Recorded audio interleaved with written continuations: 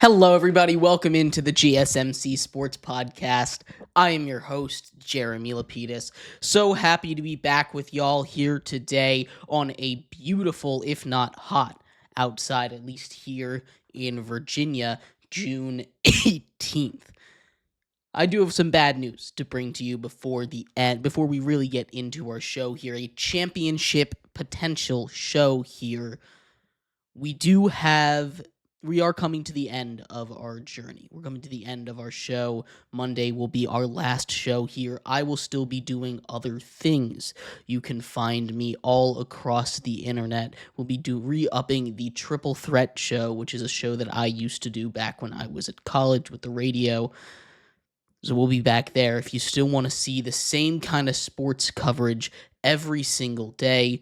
But aside from that, the GSMC Sports Show podcast must go on. There is plenty to talk about here around the world of sports. We're going to start off by previewing a potential closeout game, Game 6 of the NBA Finals here as the road team now. The Thunder have a chance to make it out in 6 games after a dominant Game 5. We have a champion crowned on the ice. The Panthers, the Florida Panthers, have been named Stanley Cup champions for the second year in a row, this time defeating the Oilers in 6 games. Sam Bennett, named the Conn Smythe Trophy recipient, led the NHL in goals in the playoffs at 15. He had a crazy series there. Could have gone to a guy in Brad Marchand as well, but we'll get into that. We'll talk about the College World Series. The Final Four is set,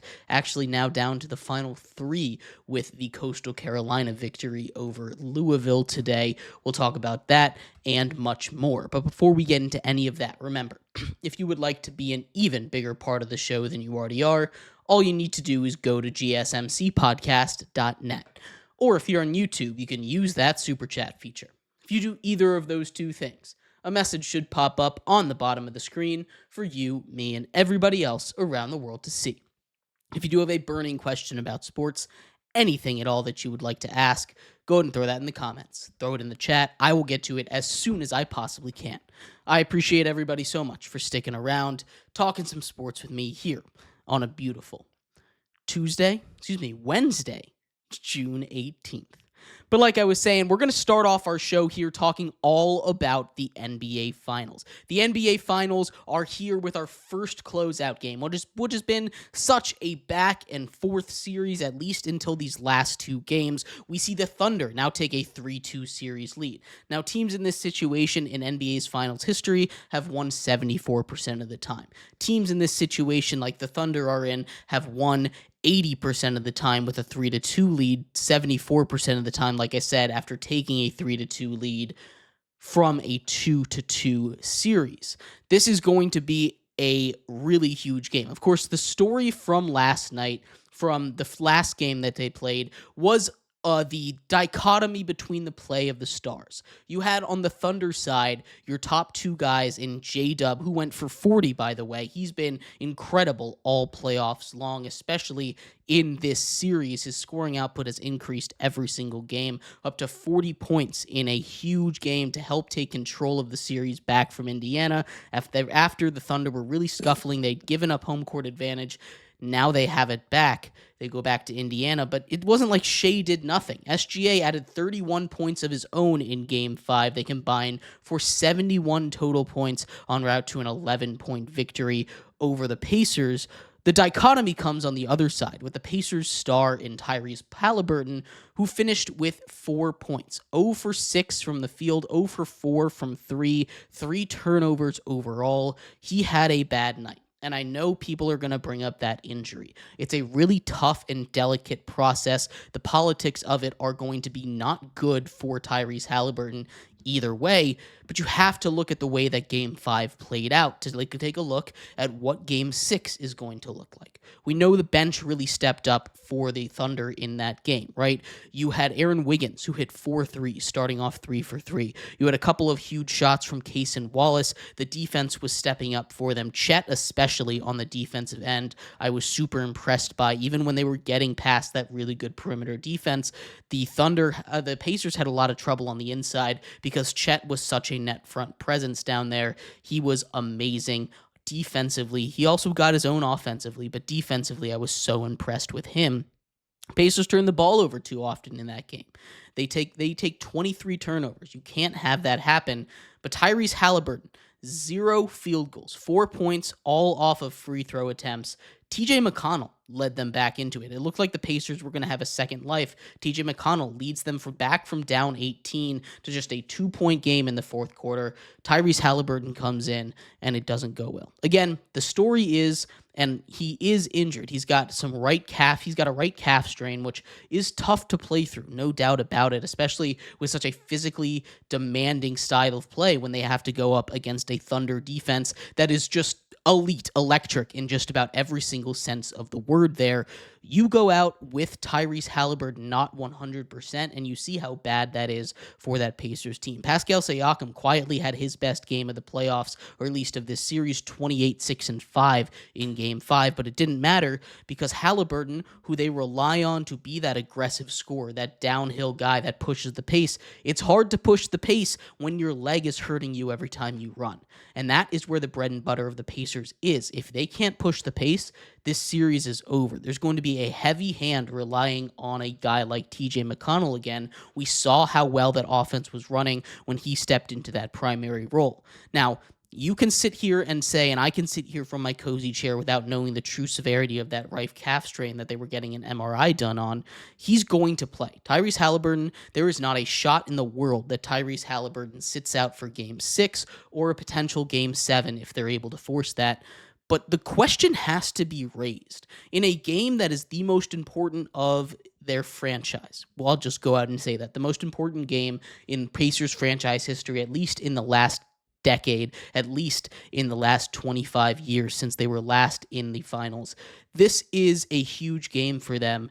Is it better to not have Tyrese Halliburton out there? And I know that's kind of a crazy thing to say with the pedestal that we have put Tyrese on in this playoff run, a guy that's arguably a top 10 player in the league. The way that he's able to control that offense, a lot of it has to do with his ability to just understand how this team works. He's able to push the pace again, which is why the Pacers were so good throughout these playoffs. But with Tyrese Halliburton with that leg injury, you can see the difference. Just go back to that third quarter when TJ McConnell comes into the game. There's a palpable difference with how that team plays. TJ McConnell is able to get downhill, and even though all of his shots aren't falling, he was making a lot of them, but not all of them were falling. They were able to cut the lead down to 2. They were able to be aggressive on the defensive side of the ball, but you can't have McConnell and Tyrese Halliburton out there at the same time.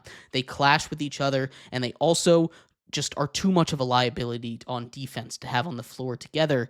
There's going to be some really tough decisions for Rick Carlisle to make in this game, and the first one is going to be how much do you rely on your best player versus how much is that injury hampering him.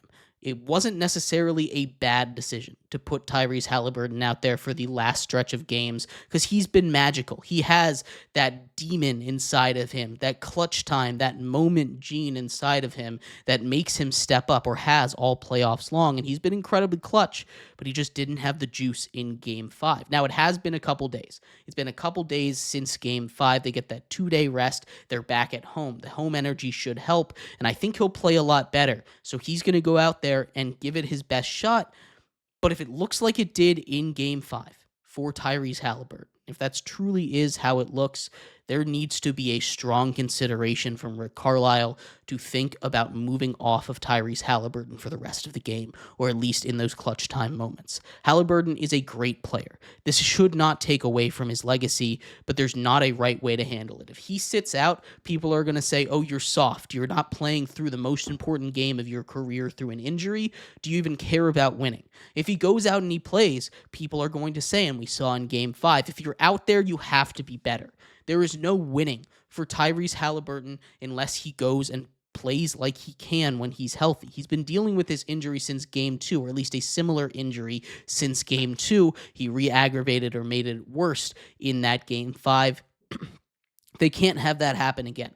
They also need their bench to step up a little bit more. I know their bench played good. We talked about TJ McConnell, but he is an excellent piece to have. You need their guys to start shooting the ball a lot better. This game is they're going to have, if the Pacers want to stay alive in this series, they're going to need to rely a lot more on Pascal Siakam to help run that offense. With TJ McConnell to come off the bench and push that pace, they're going to need more energy defensively, and they're going to need to figure out how to slow down J-Dub. There is an interesting point for who should win Finals MVP. It's going to go to Shea. I will say that with my chest right now. Shea deserves it, but there is a conversation around J-Dub. If J-Dub, once again, is that main offensive weapon, if he drops another 40 bomb in a closeout game, you can make the argument. He's averaging 31 points per game in these playoffs, and while Shea has been the offensive engine for them, they won game 4 solely because of what Shea did in the fourth quarter. They win game 5 solely because of J-Dub, and those are two of the biggest wins that they have had in the history of their franchise. There is a real chance, a real argument to be made for J-Dub to win Finals MVP. Is it enough if the series ended today over Shea? Absolutely not. But this is a Thunder team that is looking to now win 3 in a row, something that has not happened to the Pacers since January. It has been a very long time since they lost 3 games in a row. It had been since March since they lost 2 games in a row. They go back home looking to extend the series to 7 games on Sunday. It is going to be quite the battle. I am on the Thunder side of this. It feels like at the end of game 5, with the way that Shea was playing, with the way that everything just kind of clicked for them in that fourth quarter, it felt like that was it for the Pacers, at least for me. Go along with that J-Dub 40 bomb. That feels like it's it. Now the Pacers, you never say die around that team, right? Never say die when you're talking about the Indiana Pacers, but it is absolutely back to the wall, feral animal style game. You need production from all over. You need Miles Turner to step up, especially with an injured Tyrese Halliburton. He struggled offensively. He's been fine defensively, but you need him to step up offensively. Obi Toppin needs to have one of those games. You need TJ McConnell to step up if Tyrese isn't really able to be 100% and step into that starting-ish role, even though he's not going to start. It is going to be a very tough game. The key things I'm looking for on each side. We're starting with the Pacers, key to the game. Obviously, we've talked about it a bunch. What is going on with Tyrese Halliburton? That is question number 1. If we get game 1, 2, 3 Tyrese Halliburton, a healthy Tyrese Halliburton that steps up and plays aggressive, this game is going to be a lot easier for the Pacers, and I kind of favor them in that case. If you get Tyrese Halliburton of game 5, you get a timid Tyrese Halliburton that is passing, that is making mistakes, that is not hitting his shots from the field, this game is over immediately. That is key number 1. Tyrese need to step up. Key number 2 for the Pacers is going to come on that switching of Carlisle, right? If Carlisle notices that, again, Tyrese Halliburton isn't the best, he needs to be prepared to bench him. That is not an easy decision, and if he benches him and they end up losing, that is the kind of decision that you can get fired over. Now, we need to understand here, it is not an easy decision to make, to take out your best player, a player that has gotten you to game 6 of the NBA Finals. But sometimes as a coach, you just need to look your guys in the eye and say, hey, you're not at your best right now. We're throwing in McConnell. The third key for the Pacers, get the bench going. They've done an excellent job of that the last couple of games. Nesmith needs to start hitting his shots. He is a guy that can be a microwave like nobody else on that team. Mathurin stepped up big, but his defense makes it hard for him to stay on the floor in those clutch minutes. If you can have a Nesmith game, if you can get a game where you have Nembhard making his threes as well, it's going to be a lot easier for this team, both offensively and defensively, to run their offense. Now, on the Thunder side of things, what are their key factors as they look to close out an NBA Finals? Very simply, don't let Shea get tired. right? That's step number one. The way that Mark Dagnall has been able to do his minutes, his substitutions, give J-Dub the ball a lot more early on in the game has not only helped unlock a lot of what J-Dub is able to do, getting to his spots, making his tough mid-range shots, but it's saved a lot of energy of Shea down the stretch. It's allowed him to go out and play a lot better defense, as we've seen him go out, really affect things on the defensive end more than he had when we're talking about a setting where he is the only offense. He's the MVP for a reason, but people forget what he can do on the defensive end. He's no slouch when it comes to perimeter defense. He's one of the best in the league. That's why he fits so well on this Thunder team with so many of the rest of them.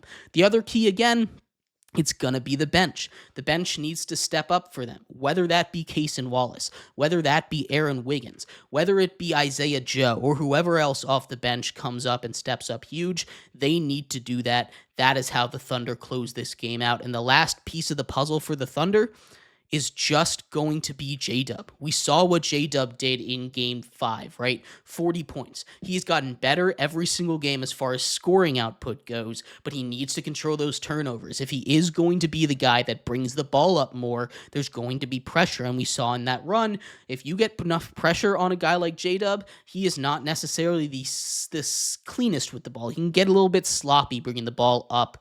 That is what you need to do if you're the Thunder. Protect the ball. Win the turnover battle. Get Shea enough energy so that he can be your closer in the fourth quarter, and get somebody on the bench going. Very similar for the Pacers. Make sure that Hallie is going. If Hallie is not going, you need to be able to hit that big red button that says it's McConnell time, it's his team today, and you need big additions from the bench. I'm leaning towards the Thunder in this one. A lot of it has to do with that Halliburton injury. I don't know how much they can do with Halliburton hobbled. We'll have to see how he is come game time. But my official prediction, Thunder in 6 at the beginning of it. It's coming to fruition here. The Thunder, I think, close out the series here on the road in 6 games. I'd love to hear your thoughts, though. Let me know in the comments. Who do you guys have winning this series, this game? What do you think scores are going to look like? Who's going to be the finals MVP? I'd love to hear from you guys here. We're going to take a quick break. When we come back, the Stanley Cup Finals, one of the most intriguing finals we've had in a long time over there, came to an end in 6 games as well last night. It saw the Florida Panthers crowned back-to-back Stanley Cup champions. We'll talk about that, where they stand amongst the greats in history, and much more coming up next here on the GSMC Sports Podcast.